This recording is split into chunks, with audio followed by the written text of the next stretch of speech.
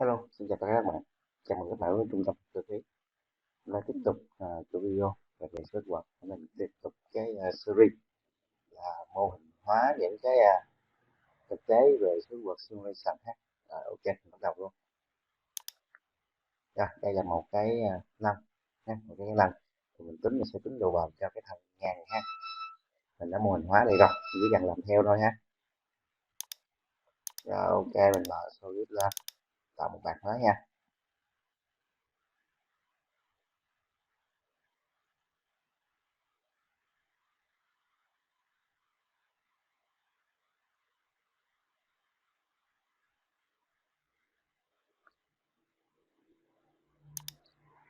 Rồi, run lên, tạo sketch.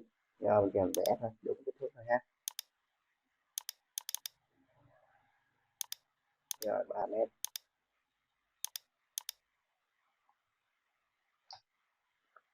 Rồi sau đó các bạn là gì? Mình chọn là Wellman Secure Member và dành này dành chữ Y ha. Thì các bạn cho cái thước tùy ý ha.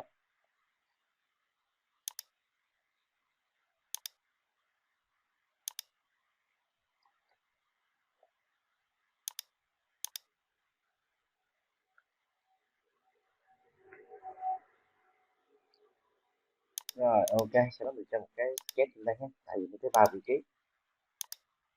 trí đặt lực ha.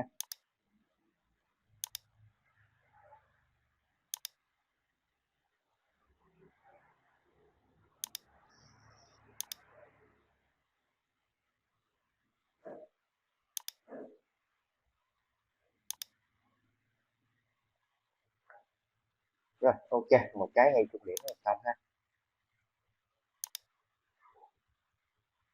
Rồi mình thao kết ra.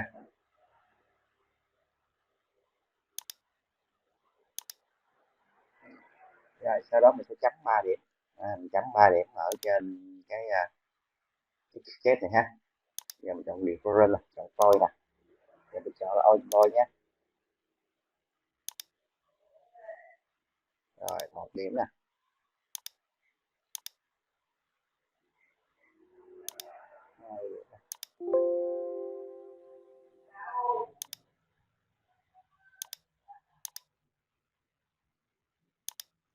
Rồi, ok, 3 điểm.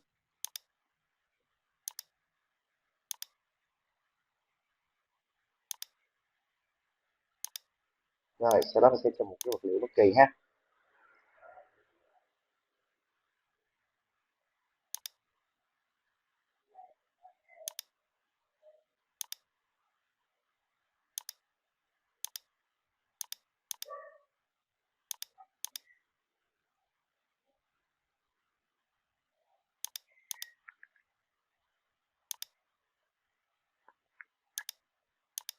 Rồi ok, tương tự như các video trước các bạn cũng là mình qua cái task simulation ha. Chọn static đầu tiên. Rồi, new static này.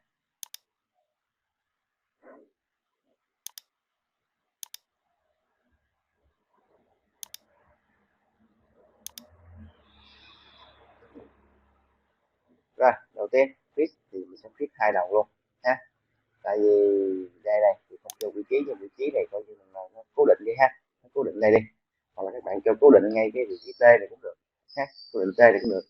Vậy thì mình sẽ cho là vị trí cố định là ngay vị trí T này đi ha. Vị trí này nè, mình cho cố định đây ha. Rồi ok.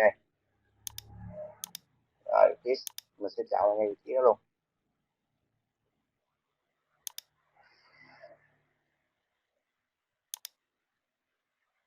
Rồi ok.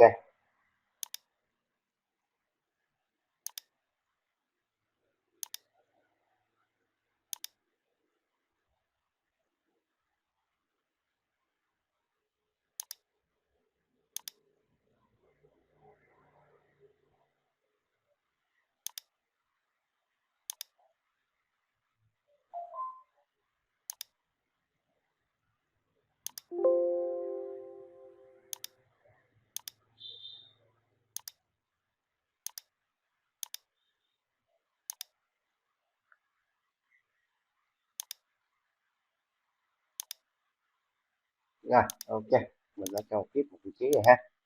Cho vị trí không luôn. hoặc là dây các bạn có thể là cho fit hai đầu cũng được thôi, mình cho như thế nào cũng được, hoặc fit nguyên mặt trên này cũng được ha.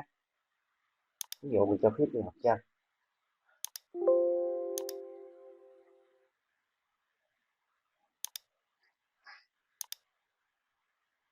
thì các bạn có thể là fit ngay cái chính giữa này luôn cũng được ha, nó có cái móc nó lên nè, thì mình vẽ cái móc lên đi ha để mình dễ fit.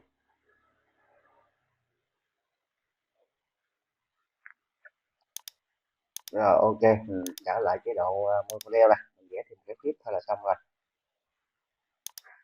mình vẽ đại khái thôi ha, cũng không quan trọng lắm.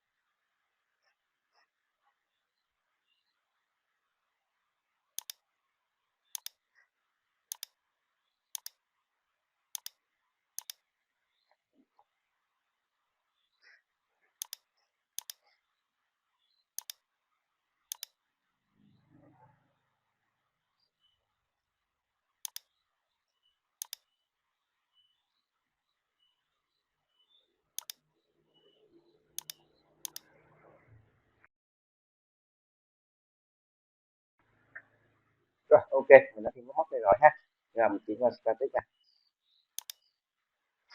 rồi cái fit này mình sẽ chỉnh lại ha, sẽ để ngay đây luôn. Rồi ok,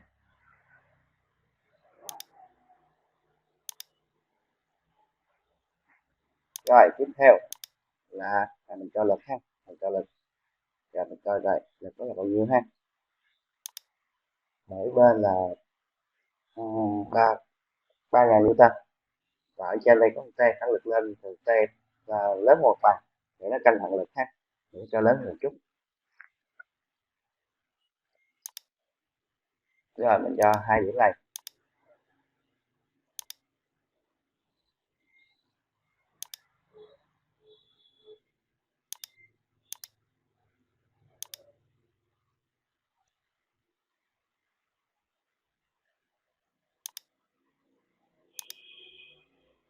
rồi là ba ngàn newton,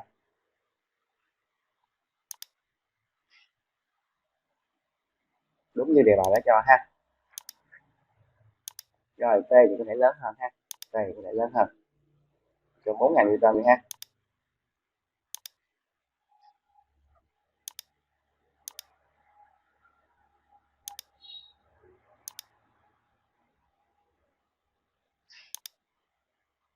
Sẽ đổi màu đó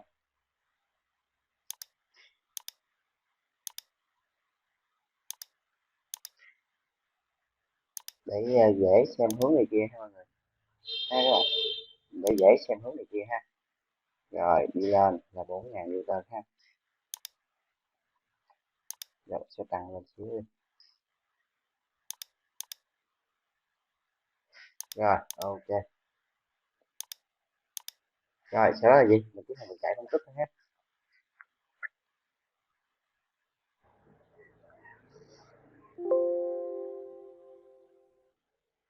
Rồi đây là kết quả ha.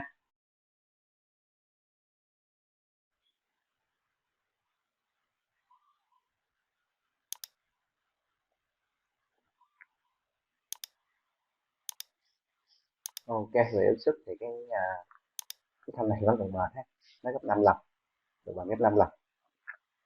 Và vị trí hư thì chắc chắn hỏng hết bằng cái móc rồi, những cái móc này ha. Rồi mình sẽ xem chuẩn bị tổng cộng của nó ha.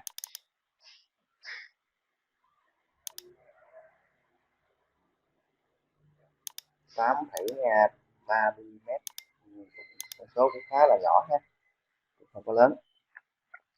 Rồi vậy thì ở đây mình tiếp tục ha, mình sẽ về xem cái cái biên độ của nó như thế nào ha. Rồi new study VC, rồi tương tự như lúc nãy ha.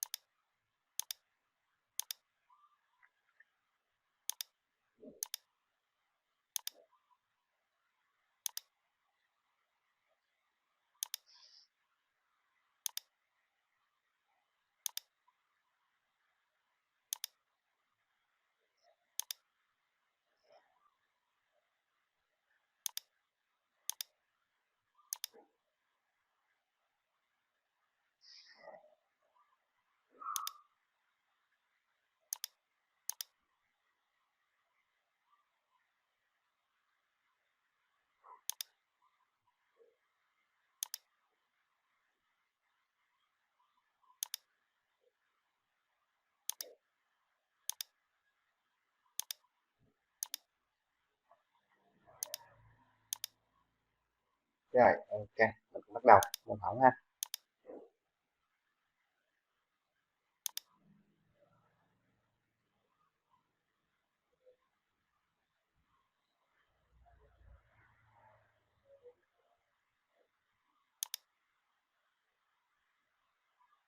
Rồi đây ha, đây tất cả các quá trình thì cái biên độ dao động của nó, biên độ bị biến dạng, biên độ quằn của nó là ở đây hết rồi ha. Mình sẽ không giải thích lại các thông số như thế nào ha. Rồi đây ha, mình sẽ không giải thích lại. Qua các bạn thể là gì, mình sẽ tính là cái độ uốn của nó là phần buckling ha, độ uốn của nó là buckling. Rồi tương tự như vậy thôi.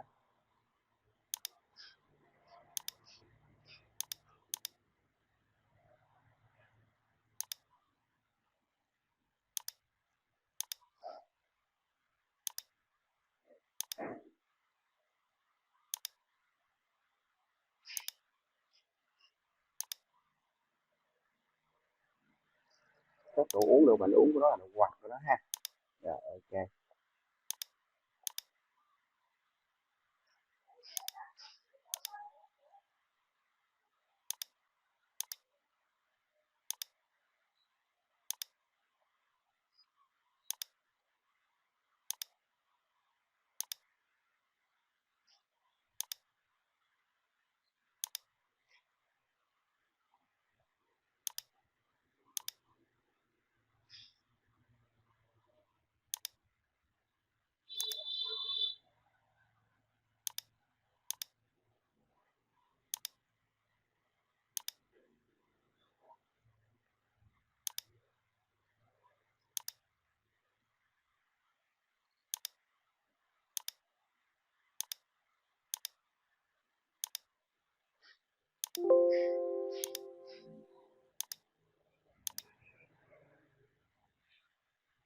rồi ok, mình cũng làm tiếp ha.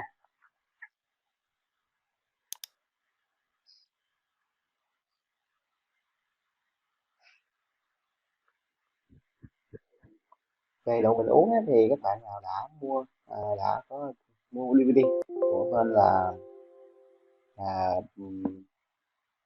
DVD Software Solution nâng cao của cơ khí á, thì nó cũng mình đã có nói về phần booking này rồi, về độ bền uốn của nó rồi ha. Bây giờ độ xoắn uốn của nó nè ha. Giờ mình coi giá trị average là bao nhiêu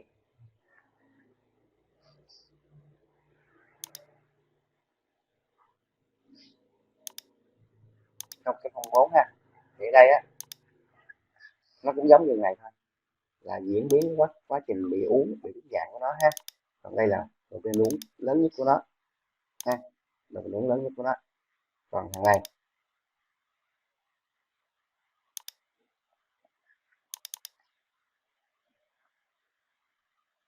đây là độ bền uốn lớn nhất của nó ha. Thì các bạn nào đã có thanh có mua bộ DVD số vượt số mình nâng cao của mình á, thì mình cũng là có nó rồi ha.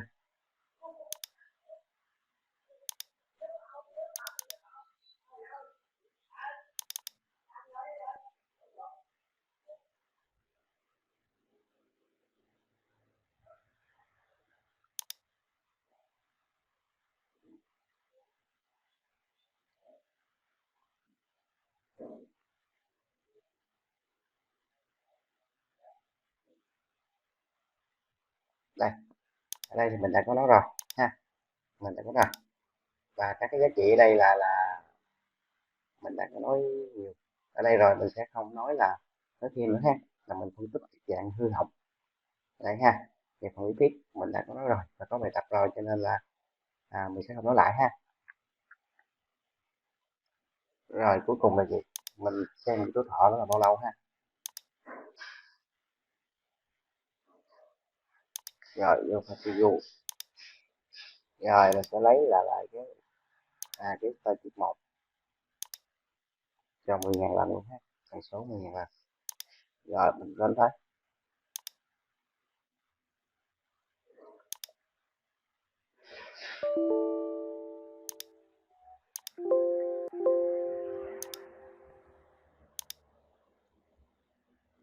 Cái số nó cũng rất là nhỏ ha, tại vì nó độ bền rất là cao rồi.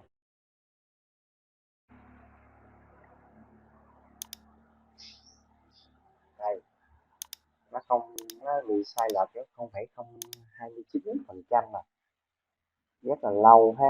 Đây chi tiết này rất là bền, độ bền mỏi nó rất là bền ha. Lý do thì lực tác dụng nó nhỏ thôi, 35 35 triệu chu kỳ đó mới hư, rất là lâu. Nếu như trường hợp cái bạn mà tăng lên, ví dụ như mình tăng rất là lớn đi, ví dụ như cho này mình tăng thêm số 0 đó đi, 3 nha, 3 tấn á, rồi mình cho đến số 0 đó đi ha, 40.000.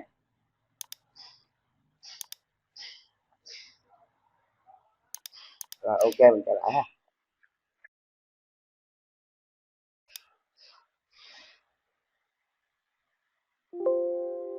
Thì chắc chắn là vượt quá giới hạn rồi đúng không, mình chỉ cần là gì, mình coi này bên đây, rồi mình lót lại event 1 này xong ha. Rồi mình lót lại event 1 này, rồi chạy lên ha. Đại lại nó quá nhỏ, không thể nào tính được nữa.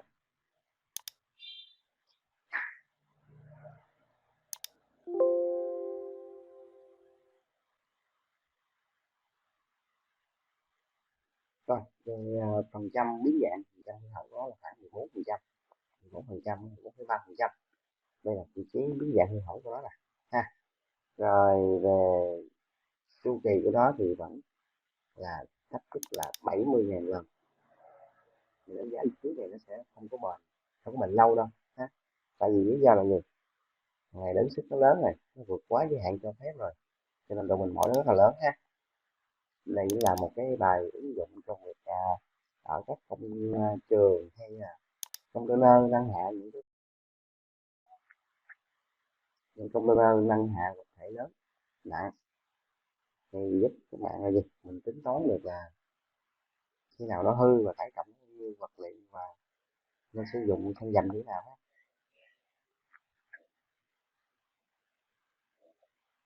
Rồi ok, video mình